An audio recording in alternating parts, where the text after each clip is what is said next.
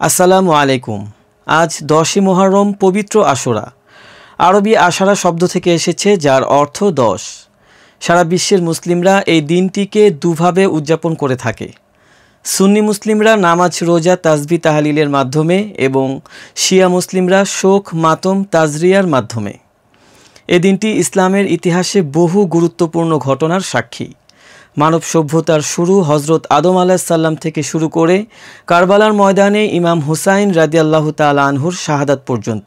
পবিত্র কোরআনে সূরা বাকারার 37 নং আয়াতের ব্যাখ্যায় বলা হয়েছে, হজরত আদম আলাইহিসসালাম যখন ভুল করে গন্ধম ফল খেয়ে জান্নাত থেকে পৃথিবীতে অবতীর্ণ হন, তখন তিনি তওবা করেন। আল্লাহ তাআলা এই তওবা কবুল করেছিলেন 10ই মুহররম।